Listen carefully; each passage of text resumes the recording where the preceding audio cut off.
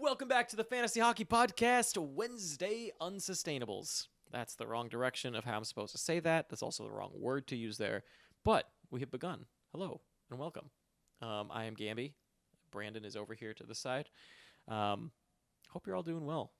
Things are starting to look up. It's getting I just spring waved is around the and corner. I realized my hand is cut off in the frame. Yeah, you gotta wave it in the frame. It's a little weird because we have little frames, and so when we're kind of close to the cameras, you gotta kind of like close your arm in like a T-Rex and, do a little bit of a wave. That was like a kid show segment right there. Like, we got little boxes. You got to do the T-Rex arm, kids. Weird. Okay, what a start to the show. Are we sustainably low? I think, or is I it think me? we have I think been for years. Yeah, that's true. It is. Since the day we started, honestly, since that first episode. I do remember the first episode we recorded. It's not live. You can't find it anywhere.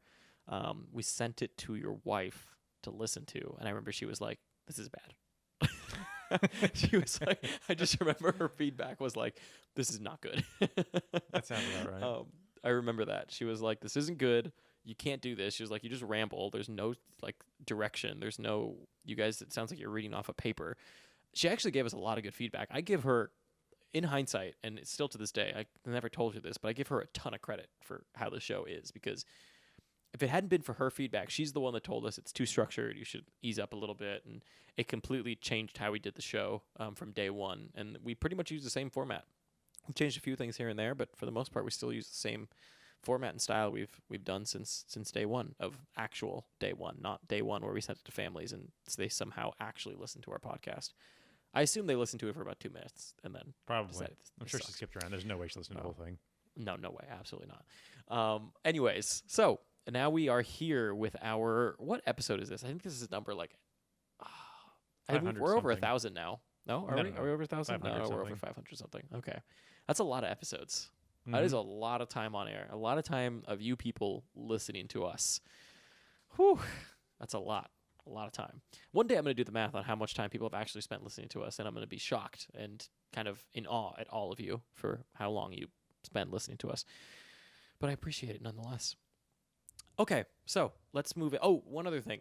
Apologies that this last episode I wasn't able to jump in and respond to YouTube comments as much, or just in general. It's been so busy and wild. I'll start jumping back in again a lot more. So apologies on that to the people that watch on the YouTube. That's not Brandon's fault. That's my fault. If anything ever goes wrong with the podcast, if there's ever a bad tweet or something doesn't go up, just assume it's me. It's like 99% of the time, it's me. Like we've established, Brandon can do no wrong. We know that here. So let's start off here. I've talked enough. So you start us off with Unsustainably High. Yep. My first one is a player that I actually picked up as soon as he came back from injury, but clearly deserves to be on here at this point, and that's Matt Zuccarello. He's easily. Yeah. He's over his last 3 games, he's on 137 points. He's got 5 points in his last 3 games. 7-7, 18-15 over those many games. He's just been incredible since basically all season.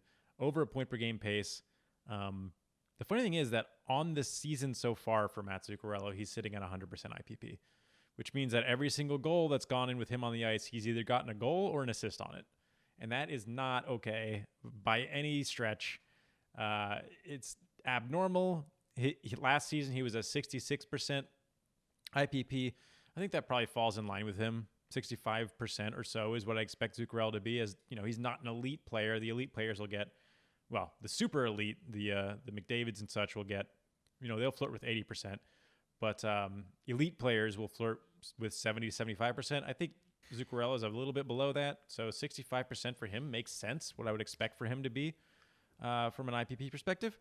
100% is not right. And then also the on-ice shooting from the team perspective is just high in general. So he's kind of benefiting from everything, and that's across the entire season. I can only imagine what would happen if they actually deployed him, or rather if they had a power play that actually was able to do things on a consistent basis. But that would just be even more nutty. But still, he's going to regress to an extent. Still go back to something real quick. Just rewind for a second there. Are you saying that Zuccarello is not elite? Yes. Okay, I just want to make sure. I hope that doesn't need explanation. I mean, I I don't know. I think we kind of see things a little differently, but it might be because I'm a Rangers fan. Might have something to do with it there. Um, agree to disagree. But you keep I hanging on to agree that that. he is unsus high. Also, I heard a lot of positive things about the word sus from us. So I'm going to keep using it because people like it. I think the people that don't like it, it's like hearing the word moist. Like they just have a visceral reaction. It worse? Is it worse if you say it like in a moist? Is it worse if you say it like that? Or is it better if you say like We're moist? definitely going to have people drop off of this episode. I can tell yeah. This is a true test of how much you love us. If you stuck through that, like, oh boy, you're our biggest fan. My first one here is not elite, but putting up good numbers, and that's Zach Werenski, who has kind of jumped up all of a sudden. A lot of people kind of asking, is he back? And the answer is just no. He is doing good things on the ice right now. He's point per game over his last 7 games. But why is that happening? The big reason is a huge jump in IPP. 78% IPP from a defenseman is way too high. Normally, you want to see those 50%-ish marks. 50 to 60 is more sustainable. At around this, anything above 70 for a defenseman is just extremely hard. You're getting into the Hedman territories and such. And I would not really expect that from Werenski. And on top of that, his own shooting percentage is 11%, which is very high for a defenseman, although he did shoot at 11% last season. So maybe that's who he is. But really what's bringing all this up is not the goals. It is that high IPP, of which, actually impressively, they're all primary assists. So credit to him. My next one is Max Pacioretty. I mean, I love the man, but over his last 2 weeks, he's on a 113-point pace. It shouldn't be too surprising that that's going to come down. The fact that he's above point per game pace on the season actually seems okay. I think he probably should be at around point per game or above at this point. But his more recent spree of being himself, but it's the assist. Weirdly enough, he's got too many assists. The main difference here is that over the last 2 weeks, he's really jumped up in both IPP and on ice shooting. So he's contributing too much, and too many shots are going on when he's on the ice. You combine those two things, and that's like the easiest way to find regression. I really do wish that we could see, similar to Minnesota, that we could see a consistent power play production from their top power play unit. Because I think that's what would bring Pacioretty past this point per game pace, actually, is if they can make that power play work better. But doesn't seem to be the case. Still is not the case, even in this stretch of him playing so impressively. My next one is going to be someone, actually, I got to admit, I was not hyped enough about this player, Kirill Kaprizov. He is unsus high, but I still love him. And I still love him the rest of the season. But I got to admit, I was not, I don't know why. We always talk about how we love players that are the people, right? Like the guy to go to, and that's the guy getting the puck all the time. That's Kirill Kaprizov on the Minnesota Wild, and I didn't credit that enough. So I will take Fiala, for what it's worth. Yeah, I thought it'd be a mix. mix. Half happened. I personally thought it'd be a little bit more of like a Montreal situation, sort of the 1A line, 1B line. And Kirill Kaprizov kind of shares that, and he's not necessarily the guy, but he is. Like it's that transition weirdness, but it hasn't been. It's the Kaprizov show, and I feel like we should have seen that coming earlier on, but whatever. Anyways, he right now is about point per game. He's only, I'd say he's slightly unsustainably high. He's definitely sus high, but not to the levels to where I'd say immediately ship him off. I would say he's actually kind of in the unsus high region where actually he's more of like a 70-point player, getting point per game. So he's in this weird tier where like, okay, don't trade for him expecting point per game, but you might be able to trade for him where you still get good value and the other person thinks they're selling high. So that's something I'd consider with Kaprizov, is that he's in this weird gray area where he's still worth it, but is unsus high. So as long as you make the trade, assuming that he's going to come down a little bit and can live with that, you're making out okay. Yeah, that makes sense. My last one here is Andre Palat. Now, Palat winds up kind of, I feel like he never winds up in any sustainable category except for unsus high, because he comes in streaks just in general. Now, this season, he's really broken on the power play, and that's been, a nice bright spot. But he's not a 46 power play point guy, which is what he is on the season. He's got 7 in his last, 8 games or something. It's just not okay. Like, the power play is converting way too much against weak teams. I mean, that is a benefit of being in that division in general, is there's not a whole lot of strong defensive play going on, but lately with their games against Detroit and Nashville, he's really racked them up. I do think that we're going to see that slow down to an extent. I feel like Palat, people are kind of latching on to what Palat might be after seeing, the beginning of the season and then into what happened in the playoffs from last season. But the big thing that makes not enough sense to me is Palat's power play numbers. Although maybe there's some credit and something to be said about the lack of Kucherov on that power play and how that's changed Palat's role on the power play. So maybe we can expect more than his 10 power play point pace that he was on last season, where he kind of cycled in and out of that top power play unit. But it's obvious that 46 is too many, and that I realistically think he should be on a 23 half of what he's on right now is pretty good for him. And that kind of chops down him to a 60 point player or so, 65 point player. And that's I think what you'd expect from him and what I expect from him.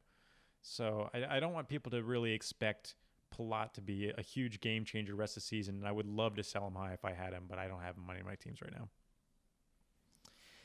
Yeah, Palat got a lot of questions. We had a lot of people asking about him. His jump on power play usage is good for sure. Yeah, compared to last season, but it's still just something way overrepresented. Yeah. My next, I have 2 here, real quick, on Unsustainably High. One of them is tied actually to your Pacioretty call, which is actually one of the reasons Pacioretty is getting so many assists. Mark Stone. Mm-hmm. That's the next player here, because if you look at his last 7 games played, he has 11 points in that span. And what is it that's driving that? His goals. He has a 40% shooting. Yeah, his expected goals for in that stretch, 2. He has 6. That's quite the difference. And so that's a lot of where that high, crazy on-ice shooting percentage is coming from, especially with Pacioretty, is it's mostly just coming from Stone. And then you look deeper into Stone, he has a crazy IPP and a crazy on-ice shooting percentage. So everything in general with Stone right now is overinflated. If you're at the deadline and you're looking to buy Stone, I would stay away, personally. I just don't see this continuing. I would very much fear that you'd be overpaying for Stone, would be my big guess, is what happens here. My next one is going to be someone who you might be looking at on the wire. I know I certainly was, and that's Philip Hronek on the Detroit Red Wings. He's probably at the top of your wire, looking really good right now, especially with all the points he's getting, and a lot of them coming against Tampa Bay for some reason that I can't explain how that ever happened in the universe. It really makes no sense. But Philip Hronek right now, 0% shooting on the season, actually. Kind of surprising. Last year he was a 7% shooter, so that's one area where he's actually a little bit unsustainably low. But then his IPP is ridiculous, as is his on-ice shooting percentage. That's the big thing. 14% on-ice shooting percentage for the Detroit Red Wings, not going to continue. So that's the big area that things will fall off on. And he is getting a lot of secondary assists as well. 60% of his secondary assists over this last stretch, where he's been really, really good, have been secondary. So do not expect that to continue. And those are my last 2 for Unsus High. So now we can move into Unsus Low, presented by Brandon first, and then me after. All right. So my first one is really kind of like a more recent play, and that's Brendan Gallagher. I will kind of caveat this with, unfortunately, I don't think we're going to see him get back to last season's numbers. I think we talked about him last week on a different segment, probably Sus Low, but I obviously don't expect him to have 0 points across 4 games or anything like that. But I think the big thing is that his shot pace, though down from last season, has been consistent for this season. I think that we're going to see him kind of pull back up, but unfortunately, I think that even though he's on Unsus Low, I don't think he's going to really make his way back to what we'd hope from him. So I think a 55-point guy with decent shots and decent hits is what you'll get out of him, and I just don't know if that's enough anymore. So he's kind of he's kind of in an unfortunate position, I think, where even though he's unsustainably low, I don't really see that the rebound being as what people would hope from him. Yeah. I feel like a change of scenery would be the best thing for Gallagher, especially considering his ice time drop as well this season. Yeah. There's just too much depth in Montreal. Yeah. I mean, I also had Nick Suzuki on Unsus Low. That was going to be my first one. And I mean, when you look at it on paper, like, yeah, it makes sense that he's Unsus Low, right? He has 0% shooting over his last 7 games. On top of that, he's also got a crazy low IPP of 44%, while this team around him is shooting at 12%. So, like, the pieces are there for him to get points. He's just not getting in on anything. So, Nick Suzuki to me is someone who could at some point here. It's someone to keep an eye on your wire, right? If you look at his last few games as well, 20% IPP with a 14% on ice shooting. Like, he should be getting points. He's being awarded points way too low compared to what he's been getting on the season. And so he's someone to watch on the wire that I could absolutely see in a points league becoming really valuable at some point. But right now it's not the time, but he could be. The potential for a rebound is absolutely there. Yeah. All right, my next one is an old friend of the podcast in Ricard Raquel. So he's it's funny because if you look back to his if you look at the last 2 weeks from him, he's unsustainably high. If you look at the last week, he's unsustainably low. So I put him here, although it kind of depends on how far back you're looking. I feel like most people that are asking these questions are really reacting to the last like 4 or 5 games. So I feel like he fits the mold at this point. The reason he's there is that his ice time is still quite good. His shots have been really good lately. He's shooting 4 shots a game. Just in find me a player besides Brendan Gallagher, actually, that shoots 4 times a game that isn't at least a 60-point player. And the last time that Brendan Gallagher did shoot 4 times a game, he was a 60-point player. So I think that kind of raises, if he's going to shoot that much, that raises the floor for Raquel. And, there's a lot of rumors going around with him about possible trades, and I'm sure he's looking to up his value.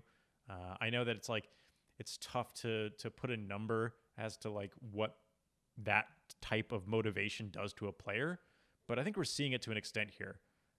I have to assume that some of his recent production comes from him wanting to showcase, and I think that he's going to continue to want to do that and continue to play as hard as he can, essentially, until whatever happens winds up happening. He's always been kind of held back by power play production. That's not going to change here.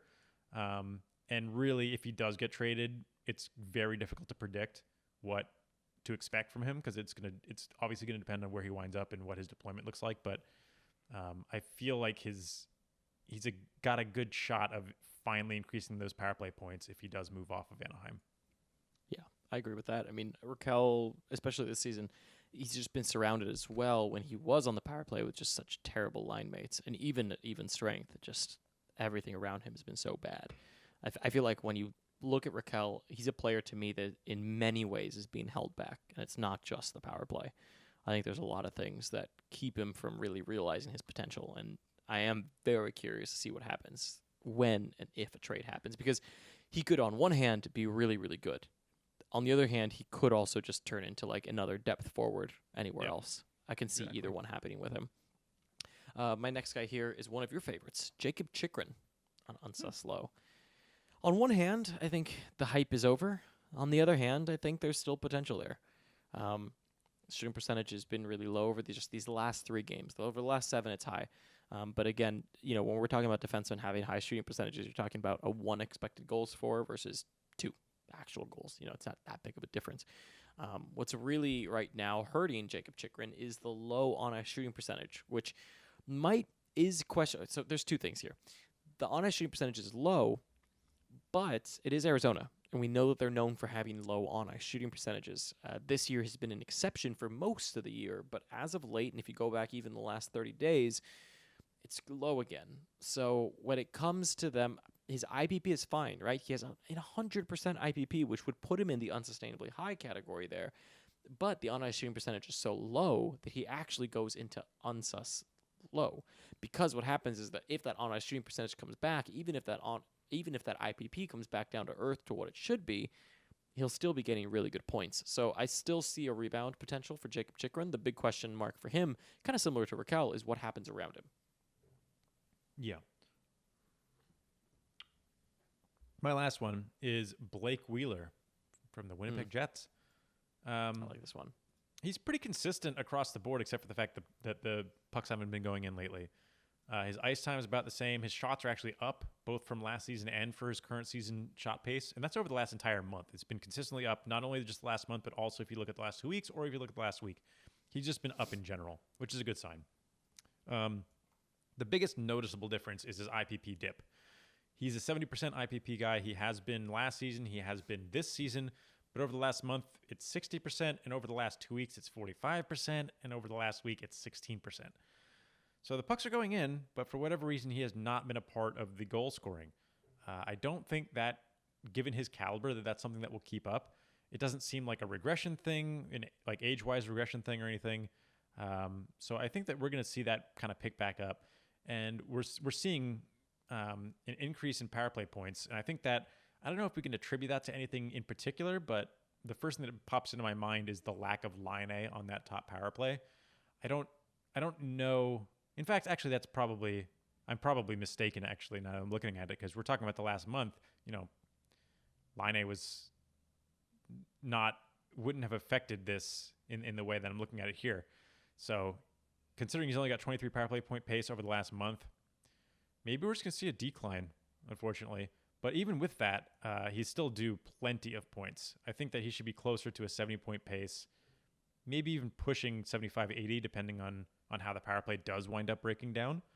But the fact that he's, especially over his last 4 games, got 1 point, that's not going to keep up, and I would not be panicking. I think that now is a good time to buy low on Wheeler, considering any desperation teams will need to be moving anybody that they can at this point. Yeah, I agree with that. And especially he might be on one of those desperation teams, most likely. Okay, my last one here, big name, Johnny Gaudreau. He is, similar to, I think, a lot of people on Unsustainably Low recently. Someone that fits like Bill of Unsustainably Low, but are they worth it? I don't know. So right now, Johnny Gaudreau on the season is on a 65-point pace with a ridiculous 20% shooting, which is helping him a lot. He's almost doubled his expected goals for. So what's really hurting him right now in general is a really low on-ice shooting percentage and a relatively low IPP for him. He was a 73% IPP guy last year. This year on the season, he's at 68. And recently, it's been even lower than that. He's just not factored into points as much as he used to. And on the goal front as well, it's just not really going in because his shots have decreased like crazy. So last year, he was on a 245 shot pace. This year on the season, he's at 158. That's 35%. If you go even a little bit closer here, the last 7 games, a 109 shot pace. The last 3 games, 1 shot a game. Things are not looking good for Johnny Gaudreau. And I actually would not be surprised if we see him traded. I think a change of scenery could be really interesting for him, a system that suits him a little bit better. And perhaps it would be better if he's not the main guy. I don't know. But things just are not working right now with Johnny Gaudreau. And they should be, honestly. There's a lot of room there for him to get better. Yeah. Should we move over to Sustainably High then? Yes, let's do it. All right. My first one is Joel Farabee. So I didn't receive a whole lot of asks about him, although I did receive some. But I feel like he's being a little bit discounted this season. At the beginning of the season, I mentioned especially how his early production was ridiculous, and it was.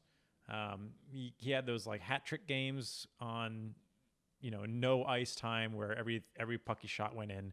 He's still way above what he should be as far as goal scoring. His expected goals right now are 5, and he has 12. So I think there's clearly some questionable things going on there. However, the most encouraging thing about Farabee is his dramatic increase in ice time, and that happened after his early kind of spray of goals. Over the last month, he's consistently played above 18 minutes. My concern with Farabee was that we were going to see that dip once he had more players come back into the fold, guys like Konechny and Giroux and Couturier and all these other players. I thought that we could see something similar to what we see in Montreal, where it's hard to break out because there's just so much depth. But Farabee's continued to be hot. We're looking at consistently over the last month a point per game pace. I don't believe that will stick. We're seeing him transform from a 53% IPP guy last season to a 75% IPP guy this season, as well as having increased on-ice shooting.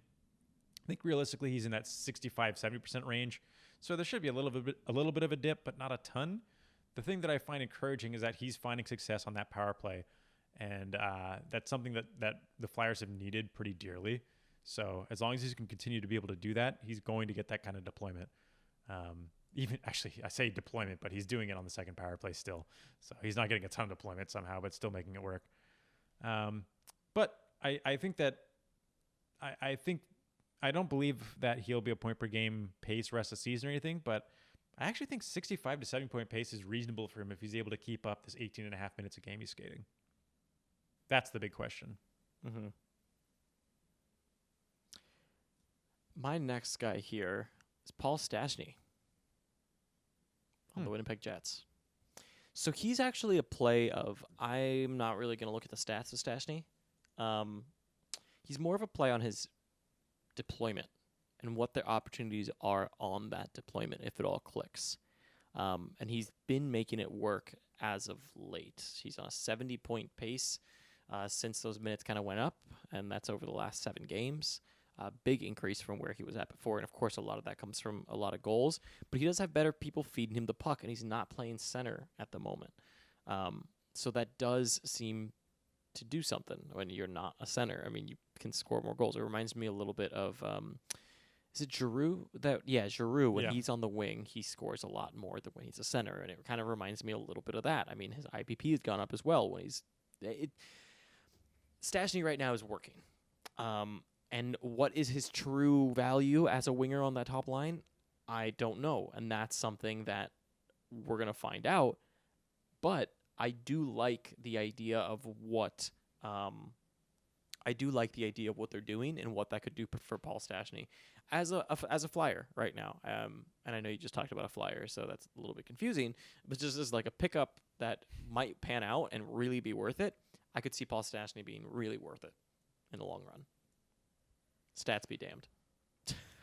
Like Bob. That hasn't gone well. Anyways, who's your next player? My next one, and I feel like this is early for him, but I did see a couple of requests from him, is Vladimir Tarasenko. Yeah. I'm not really going to focus too much on his stats, just that it seems like his recovery's been a good one. Mm-hmm. I think that's kind of the only real takeaway to have here. He's playing primary top power play time. And he has 1 power play point, so what can you really look into that? But it does make me think that he's going to be able to do things on the power play, and that I'm in. I think that if at this point we should value him as a healthy Tarasenko until we know better, at least. But I'm pretty bought in on Tarasenko, and if you grabbed him in late round in your drafts, he was worth a stash. Yeah. My next one here, I'm going to stick with the Winnipeg Jets and go Neil Pionk. For some reason, we had a little bit of a Pionk rant recently, and for some reason, a lot of people have been questioning Pionk still.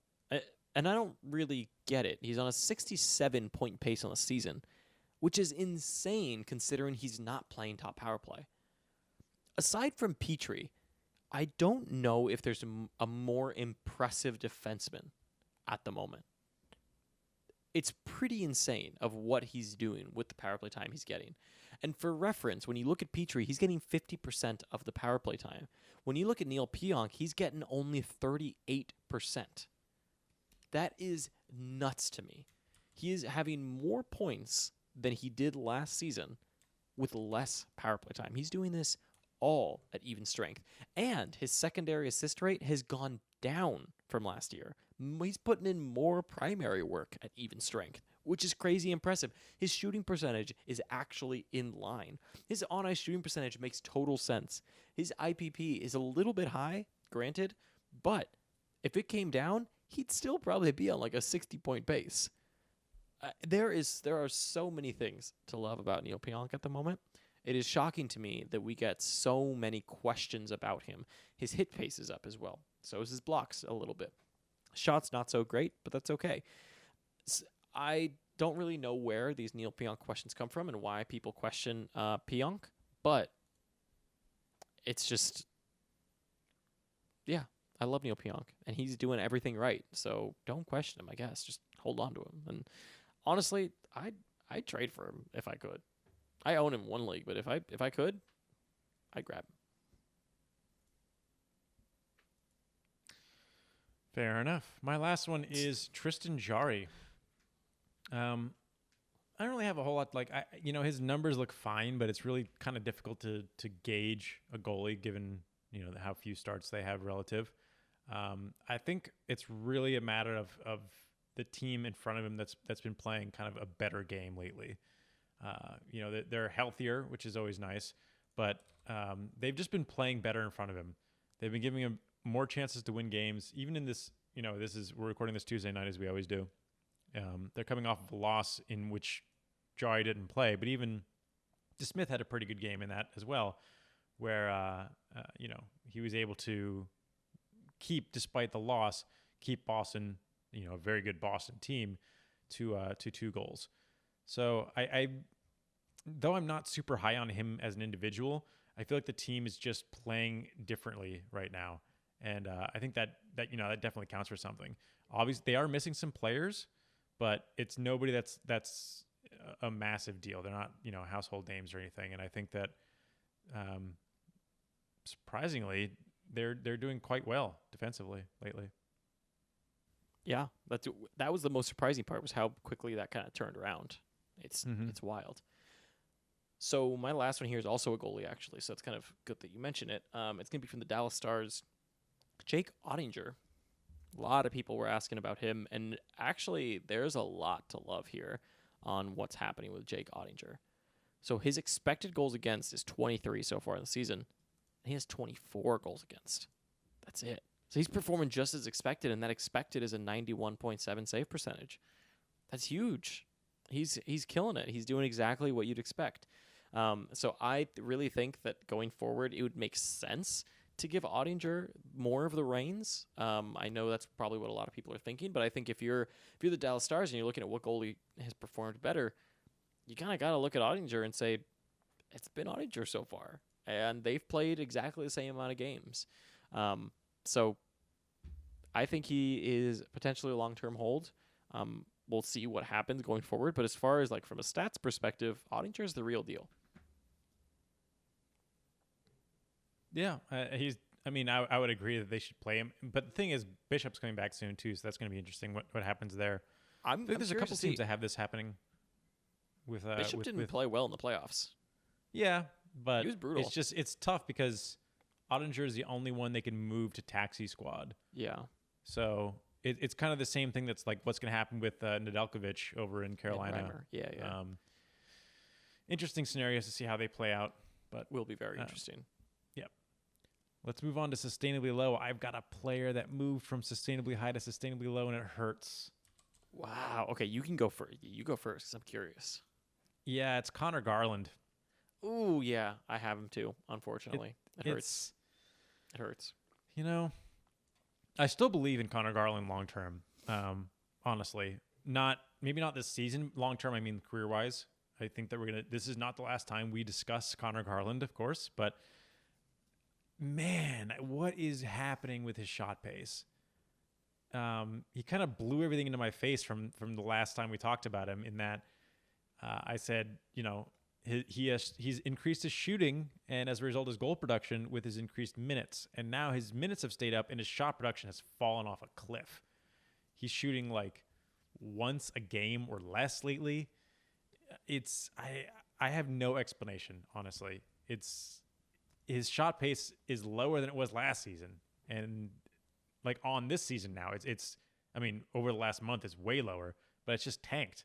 and I can't put any sort of figure as to why, but this has been going on for a month now. So even when he was producing earlier this month, he was still doing it with a decreased shot pace, which is of course affecting his goal scoring. So I think it's hard to rely on him. As much as I wanted him to be a long-term hold this season, I think he's turning closer to a streamer spot. And considering the fact that he's currently on a 67-point pace, if he's not going to shoot, it's a good time to try to ship him out for anybody that's interested, unfortunately.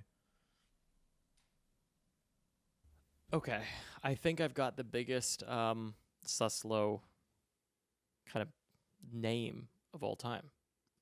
Actually, I don't think we've ever had this big of a Suslow. And it's literally every single person on the Buffalo Sabres. Everybody. I kind of thought you were going to say Nathan McKinnon. No, although that would have been that one would have been blasphemous and maybe a bit much. He is definitely unsus low. Just put that out there. Crazy low on ice shooting percentage, but no. The entire Sabres team. It is a lot of people. Every single player. Victor Olofsson, Sam Reinhart, Rasmus Dahlin, Ristolainen, everybody. Anybody you can think of. Low. Doesn't matter. Picked up another L tonight. Picked up another L. They're going to continue to pick up L's. Taylor Hall took an L to the face, literally. It's brutal there. Nothing's working. And I'm done hoping.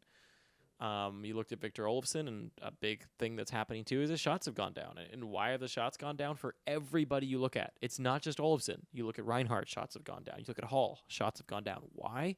Because the Sabres are playing atrocious hockey and don't hold the puck. If you don't have the puck, how are you going to get shots off? They're just playing. How Ralph Kruger still has a job is beyond me.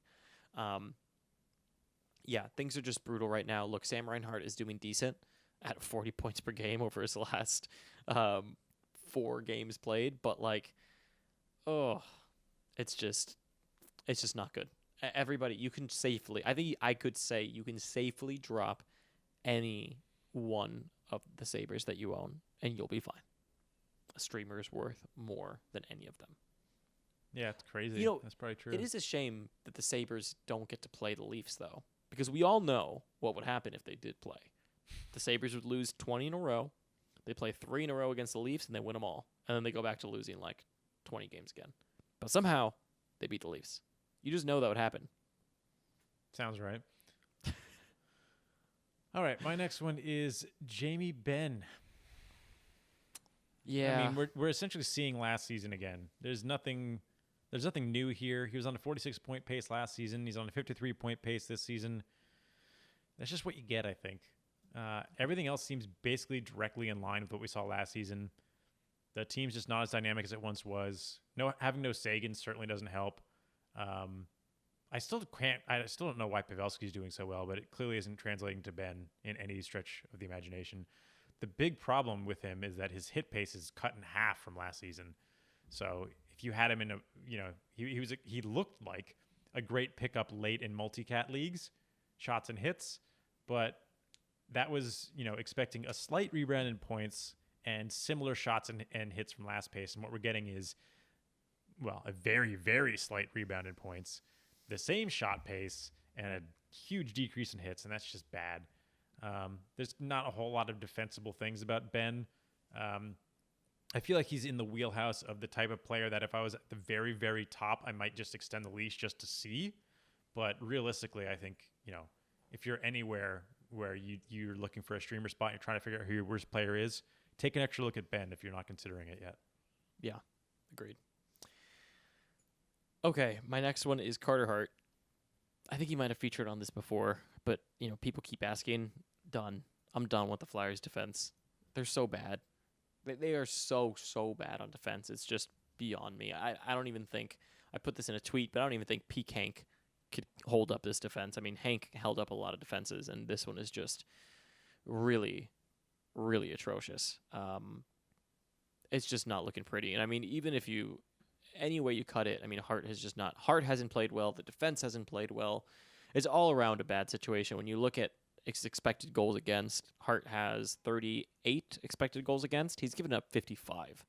That's massive. When you look at last season, his goal differential on expected goals versus how many goals he actually gave up was only a difference of 2. He only gave up 2 more than expected. This year, he's already at 17 more than expected. Those are not good numbers. You look at Dubnyk, and he's only 6 more than expected. It's just not. Bobrovsky's at 12. He's worse than Bobrovsky. And you guys are still holding him. Well, technically, my goaltending core right now in one of my leagues is very, very good. It's Jonathan Bernier, Sergei Bobrovsky, Linus Ullmark. Yes, I am doing well. Thank you for asking. But anyways, Carter Hart, you can drop him. It's just not pretty. And I don't see a rebound happening here. I think we've had enough time here. He's had 17 games played. We have had enough time here to see who he is, who this defense is, and it's time to act. We're close to the playoffs. You can't keep holding on to guys like him and hope that somehow he's all of a sudden going to figure it out. He hasn't figured it out all season. The defense hasn't figured it out all season. That's not how this works. They are who they are at this point. And we've got to learn to live with that. I dropped Carter Hart safely. If you're in a keeper league, you're in a tough spot. I got to tell you. I am not. Don't you have him in Dynasty? Yeah. Don't want to. I think he'll be fine, honestly. But I'll be fine. He'll be fine in Dynasty. But for a single season, not worth it. In a keeper league, it is a tough question, because if this is a system thing and not a heart thing necessarily, then, well, you're in for a lot of pain next year as well. Yep. All right, my last one is Justin Falk. Okay. Makes sense. Yeah, I think he was up there for a minute, wasn't he? He was. The dream was there. Shooting quite a bit, racking up the points. What we're seeing now is the fun on the power play is gone, although he wasn't really producing that much there anyway, but it did look interesting having Hoffman on his line and all that. His IPP is kind of back where we expect it to be. You know, he's never been a super great offensive defenseman, honestly.